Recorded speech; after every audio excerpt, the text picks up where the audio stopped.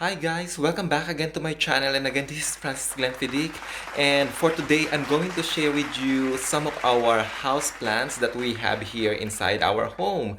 And I know most of the time I've been sharing with you what we have in our garden, and unfortunately during this time of the year there's nothing much really happening there because it's already winter here in New Zealand, and most of our plants are kind of hibernating. And well, usually in even in different parts of the world, this is what's happening during winter. Leaves are falling out and some of the plants are starting to die or hibernate, and it's usually the bulbs that are kind of starting to grow in during this time of the year when it's really cold.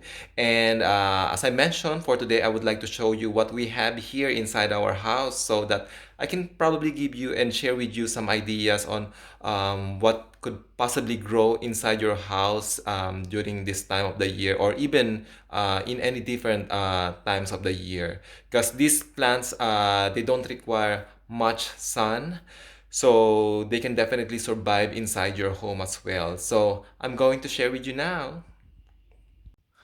Okay guys, so you have probably noticed these plants behind me on my introduction. So this one is called variegated ivy plant. So as you can see guys, it's not just a full green color ivy. It has this white variegation. So as you can see. And it's kind of popular if you probably have seen a green garland. You know, usually it's the ivy. It's this one, but this one is the variegated one. So when it comes to basic care of variegated ivy plant, so variegated ivy leaves will typically have green and yellow markings, just like the other variegated plants. But this means that they have less chlorophyll, and you know that chlorophyll serves many purposes, and one of them is, of course, producing food for the plants. And at the same time, chlorophyll also protects the plants from the sun. So when they have lesser chlorophyll, of course, there's more chances of them getting burned. So you have to avoid exposing this one directly to the sun. But based on my experience, I have placed this one actually in direct sunlight, and I didn't really notice much of a burning thing in here because I kind of actually I have observed that it grows faster when it's it's getting direct sunlight. But most people, especially on the internet, are telling or advising growers to just give it an indirect sunlight or keep it inside your house if if you want to grow them. But then when it comes to feeding this beautiful plant, you don't really need to feed this one that much. I think giving them a slow release fertilizer once a month, I think will suffice for a long time. And actually, I actually cannot remember anymore when was the last time I have given this plant a fertilizer, and it's been here since like 2 months or 3 months since we bought this white shelves in here. So yeah, so I don't think that variegated ivy is really a baby that is so delicate or very sensitive to take care, and it will just give you a delight in your room. It's really giving you that sparkle and jazz to a boring area such as this part of our house. And look at this one. It really looks good in here. So, yeah, if you have any questions or suggestions when it comes to taking care of variegated ivy, if you have one, please feel free to share it in the comment section down below. And I actually have one more of this one. Actually, not just one, I have more, which I'm going to show you. It's outside actually.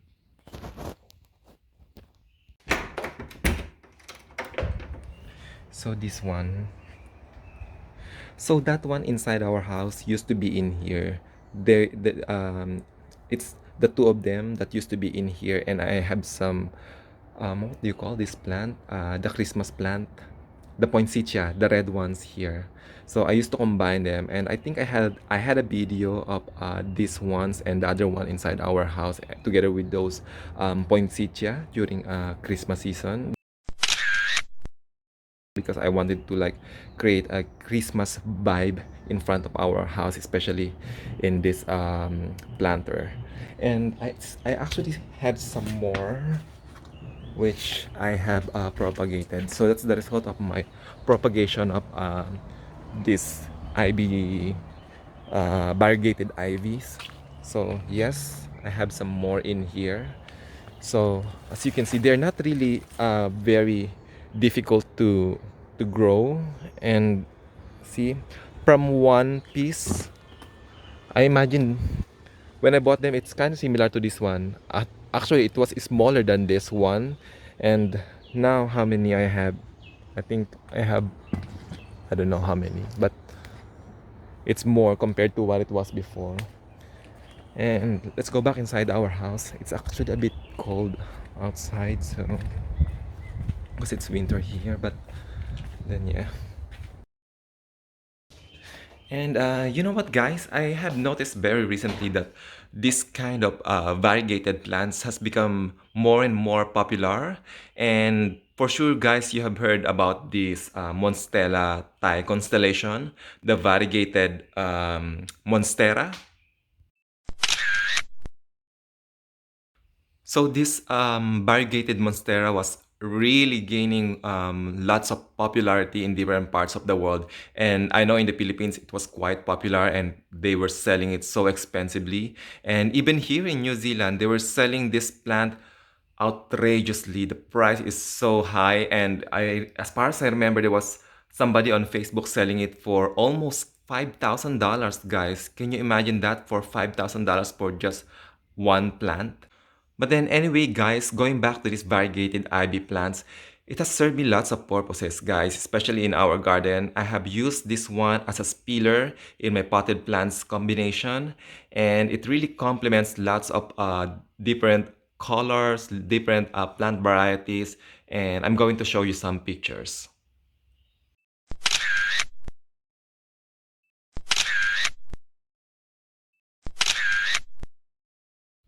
So yes, guys, there you have it. So even if you put this one alone in a pot and do it like this and put it in front of your house or on top of shelves like what we are doing here right now, I think it really makes lots of difference and it really looks good.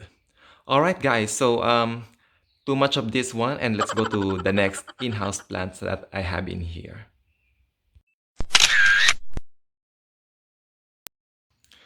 All right, guys, so now we're going in this part of our house, and I want to show you my collection of pothos in here.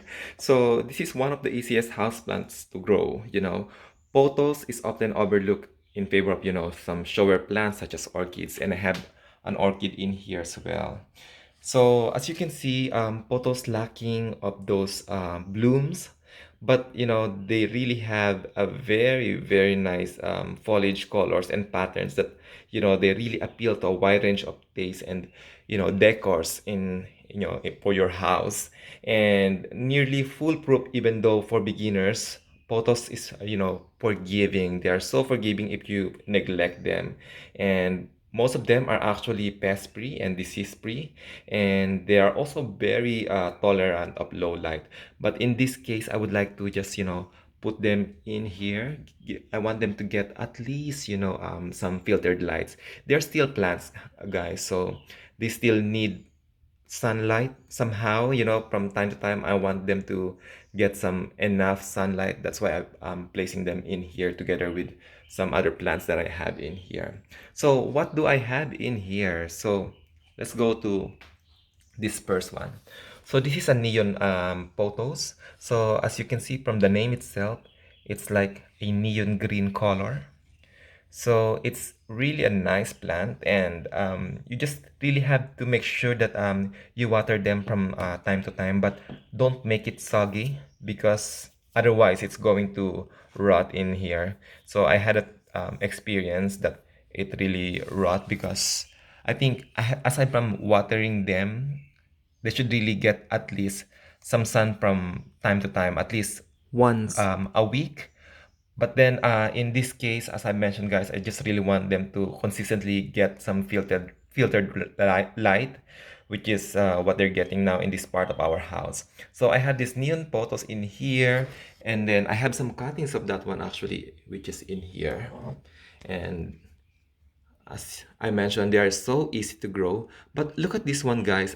This is what's really making me wonder. They can be grown when you are going to make some cuttings and put them in water, and they will become like this. They will have some roots, and they will go. They will grow. They will survive. But when I put them in here, one of them has been placed in here, and then it didn't survive. It died, and I don't know what happened. And then I have some of them which is in here. They are my cuttings, but I have decided to put them in the pot now, and looks like they're doing well so far. So I have placed three of them in there. And then I have another one in here. Oh no, I don't have the other one, but I have it inside our room because I replaced this one with this aglonema. So I have white aglonema in here as well. So anyway, going back to my photos, we'll talk about aglonema later on. I have another aglonema in here. So I have this one as well, this which is they call marble queen photos. And as you can see, the characteristic of this one, guys, it's also a variegated one. You'll see a white and yellow green color when it's new plant, but then when it becomes a little bit mature, then it will become like this green and a little bit of yellow green and maybe whitish color, as how you can describe this one. And by the way, guys, don't be misled by this Mayana or Coleus. I have another Coleus here, and I'm just trying to grow it in here because I have some other Coleus here in our house that are growing when I, soak them in water. And it's winter in here in New Zealand, and most of them don't survive when the temperature goes below 10 degrees Celsius. So yes, guys, so this is my marble potos, and yeah, they are really very, very good in-house plant as well. And then another one that is very recent to my collection is this one. This is what they call enjoy potos. So this is it. This is how you take care of them. This is the scientific name of this plant, Epipremnum aureum. Anyway, it's called Enjoy for short. So look at this one, guys. This is how you're going to take care of them. Prefers bright indirect sunlight, as it says in here, but it can also tolerate low light levels. So it likes moist soil, not too wet and not too dry. And it's kind of toxic as well. So it should not be placed beside your pets. And I have two cats in here, two nasty cats in my house, so I just put them in here, and so that they won't be disturbed by my pets. So yes, that's my photos collection in here. And actually I saw something like this on the internet. When it's grown, it really looks nice. I'm going to show you the picture.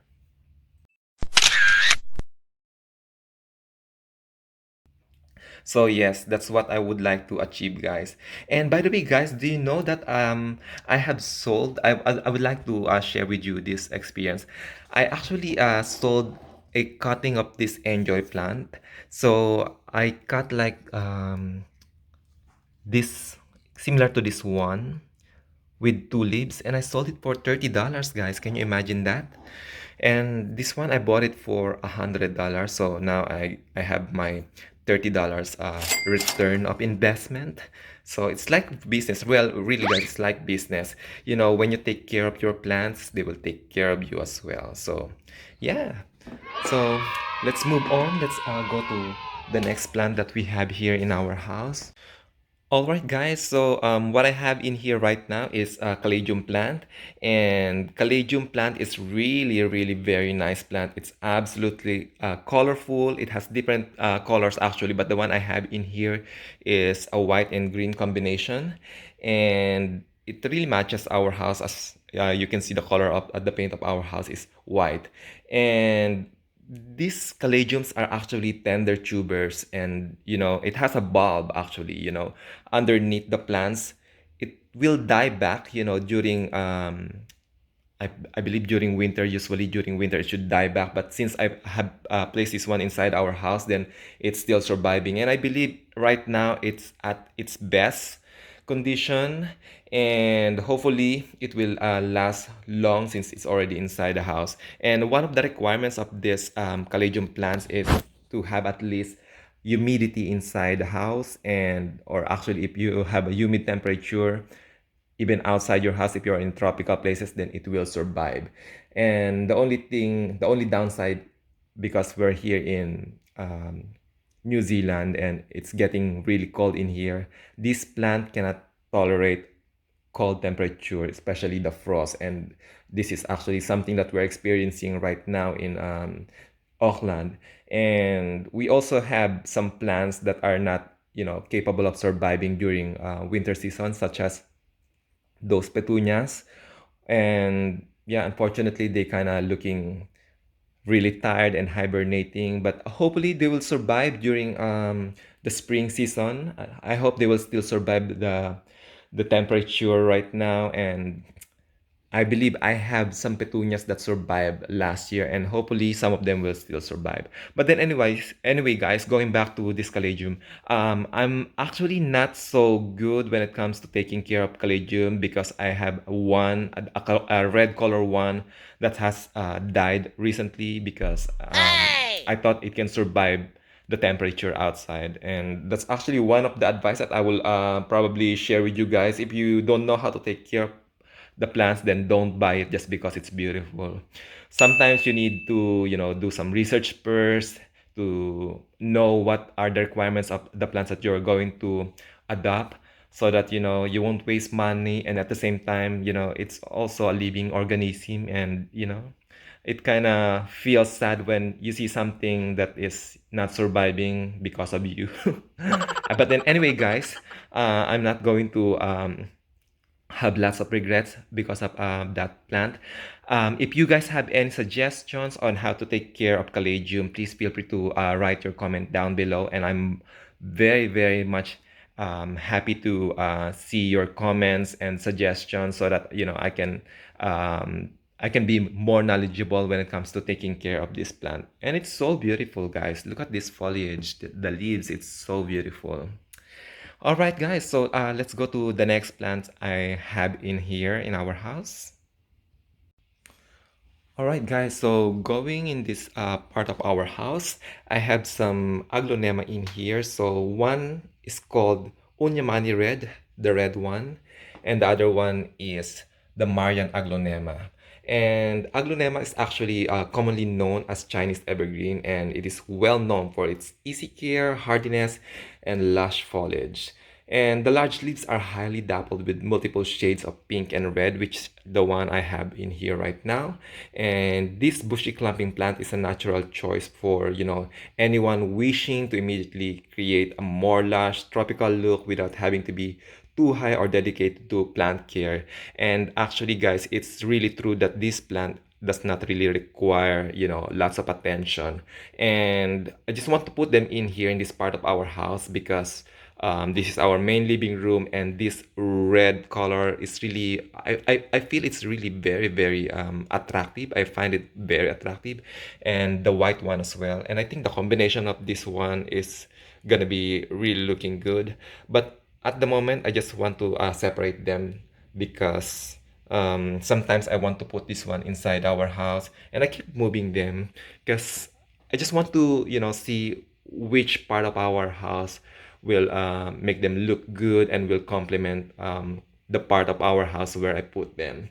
And when it comes to taking care of this plant, I have some care tips, guys, that I'd like to share with you. So when it comes to light, the dark green varieties of aglonema can grow in near shade, and probably those ones, since it has a greener plants or greener leaves, they can probably survive the direct sunlight. But when it comes to variegated variety, such as this one and probably this one as well, the red color, I think it's much better to not to expose them to a direct sunlight or a direct sun, because it can really, burn their leaves. And most of those variegated plants that has this white pigmentation are kind of very sensitive and easy to get burned under the sun. So if you have plants like this, guys, I think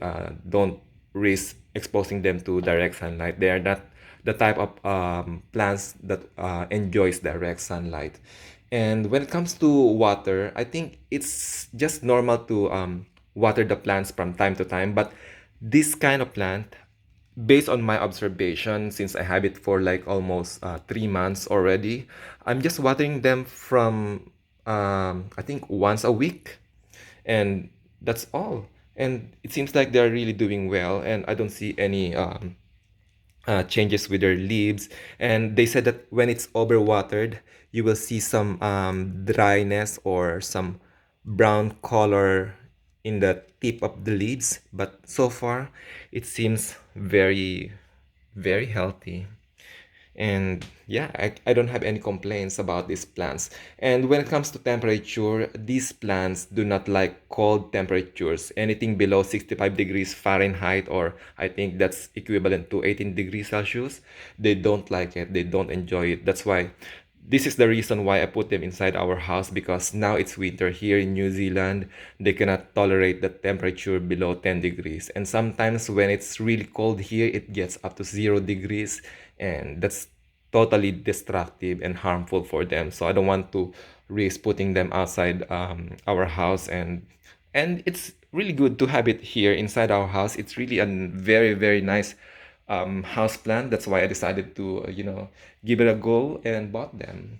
And when it comes to soil, you know what, guys? I'm using the normal potting mix that I used to use with my petunias and some other garden plants that I have in our garden.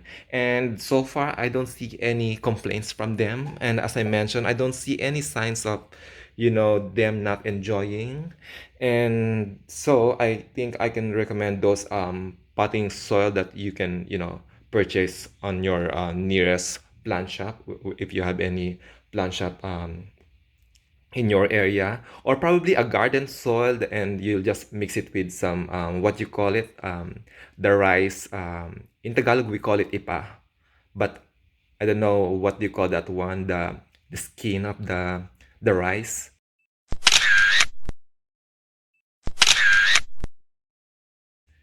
It's kind of quite popular in the Philippines, and I saw some people on YouTube who are using those ipa, or the rice skin, and it seems like it's really doing well. So maybe I can also advise you to try that one, guys, if you have some in your place. And then finally, when it comes to fertilizing this plant, they said that slow release fertilizer is also advisable for this plant, and as well as liquid fertilizer. But since I have it for like almost 3 months, guys, now I think I haven't really fertilized them. But the potting mix that I use in here actually has some slow release fertilizer, so maybe that's enough. Maybe that's the reason why it's also doing well, as I can see in here. So yeah, guys, I think this plant doesn't not have any, drama. It's just that you have to take note that this plant is kind of toxic to humans and animals when ingested. So you just have to be careful, and I don't think anybody will eat this plant, right, guys?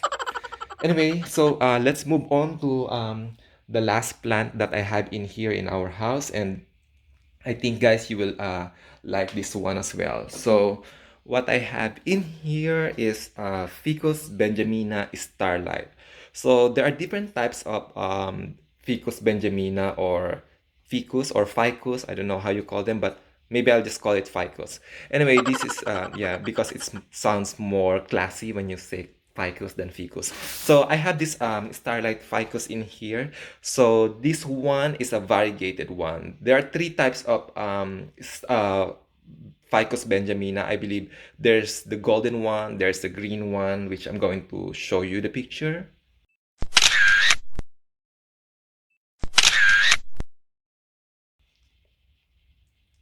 And yes, guys, so the one that I have in here is the Starlight Benjamina. And as you can see, guys, it's also a variegated plant. And when it comes to lighting, bright light is what keeps the ficus happy. And, it's should be in a partially shaded area and a spot that receive some sun, but not that much. And you know that most of the variegated leaves does not enjoy direct sunlight. So this is, I think, the best place for them. It's getting a little bit of morning sun, but I think that's enough. And so far, I think it's really doing well. And when it comes to temperature, this plant also requires at least 65 to 75 degree Fahrenheit. So yeah, it's probably 18 degrees Celsius to probably 25, 24. I'm not so sure. But then temperatures lower than 50 degrees or 10 degrees Celsius can, probably they can still handle a little bit of that, because right now we're experiencing 10 degrees Celsius in here, actually sometimes 8 degrees Celsius also in some evenings, and it's just beside our window, so probably it's getting a little bit of colder than 18 degrees Celsius, so I think it can still handle that. And when it comes to watering, overwatering and underwatering can cause, of course, the leaves to drop. And to identify any problem, if you see any crease or fold, then that's the sign that it's having a little bit of problem. And when this problem occur, so if you think that it's underwatered, so just water it, guys. And if it's overwatered, then I think you need to prevent watering them for quite some time, and it should do well. And it's really doing well as well in a container with, with some drainage holes. Just make sure that it's really a well draining pot, just to, avoid soggy soil, which I think something that this plant doesn't really like. And what else? When it comes to fertilizer, I think this one does not really require much of a fertilizing, because I have a friend who has this one, and they have a bigger ficus starlight in their house. And I asked them how they are taking care of that, and they said that they're not really putting any fertilizers in their ficus plant. But I have noticed that it's not really looking that healthy. So maybe from time to time, I would suggest you guys to put some fertilizers, maybe at least a month. Give them slow release, or not slow release, maybe some water liquid fertilizer, and for sure it's going to benefit this kind of plant. And when it comes to humidity, I think there's no issue when it comes to humidity, I guess. Misting the leaves maybe during summer should be one of the things that you should be doing. But since it's winter here in New Zealand, and it's inside our house, and I think it's a bit humid also here inside our house, so I think it should be fine. And when it comes to propagation, guys, when you want to propagate this ficus and also this aglonema, I think they're also very easy to propagate.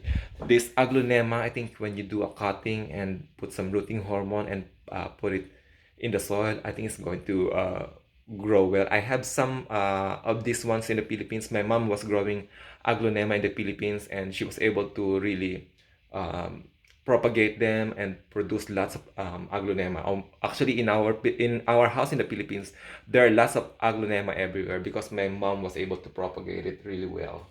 And this one, the same thing. If you get a cutting of this one and put some rooting hormone and plant it in the soil, it's gonna grow. It's very easy to propagate, guys. And so far, I don't have any plans of propagating this. I'm very happy with what I have right now. Just one, I think, is enough. And yeah, so. And another thing that I would like to share with you guys when it comes to these plants, especially this aglonema or Chinese evergreen. And you know, guys, that most of the Chinese are very into superstition, and they believe that this kind of plant will bring you luck. It has a good luck charm. And of course, I'm kind of really not into believing into superstition, guys. But Of course, anything that has or that will bring something positive in your life, it's always welcome. So I'm very happy to have them. I'm so happy that I have this kind of plant. Aside from those superstition, it's also believed that these plants are very good air purifier, and lots of I think scientific evidences are also showing that. So this ficus benjamina, this aglomena, and some of my indoor plants, they are all good purifier. So if you guys are looking for some plants that will, enhance your air inside your home, then I think I will suggest you to have some of these plants that I have in here. So, all right, guys, I think that's all for today. And if you have enjoyed this video, please feel free to hit that subscribe button. And if you have any comments or suggestions that you would like to share with us, please write down below. And again, thank you very much, guys, for supporting and subscribing to my channel. I really, really appreciate you guys watching my videos and commenting and sending love and good luck. And of course, I have my good luck in here. I have my aglonema. And all right, guys. So I think that's all for today. And please keep supporting my channel, and I'm aiming for 1,000 subscriber very soon, although it's still very far from reality. And guys, thank you very much, and I will see you again on my next one. So goodbye for now.